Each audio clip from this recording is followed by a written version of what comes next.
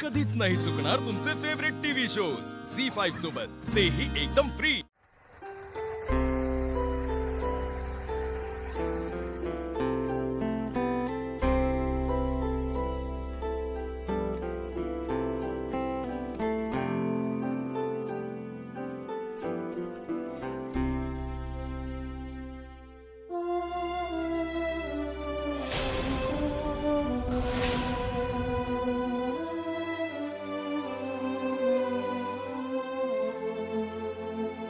बापू काय झालं?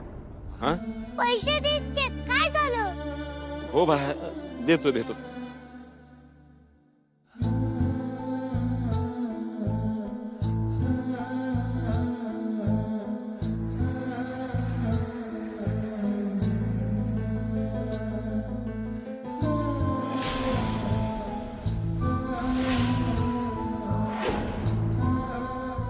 बापू काय झालं तुम्हाला?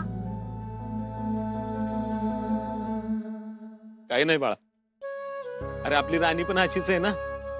मी असंच आपल्या आत्याला राणीत बसवून आसगावातनं संध्याकाळची सैर करायचो। राणीत बसून अभ्यास करत करत तिनं तिचं कलेक्टर पदाचं स्वप्न पूर्ण केलं बाळा। बापू मग कुठे बसायची माझी माँ?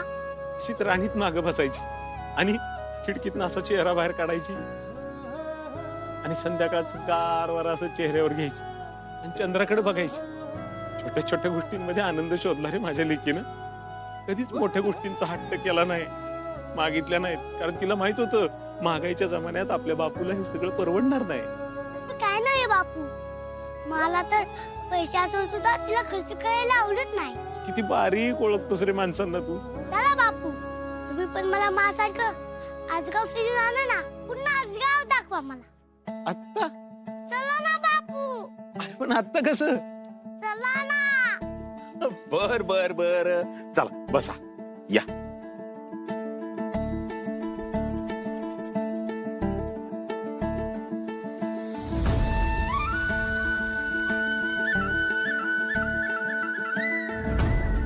निघायचं का? हा? बापू हम्म. आ. अमोल, बघ कुठं आलो आपण? बघ आसगावची कमान, कमानीत नात आलो। ते बघ आपलं मंदिर गावचं दिसलं का? हो बापू।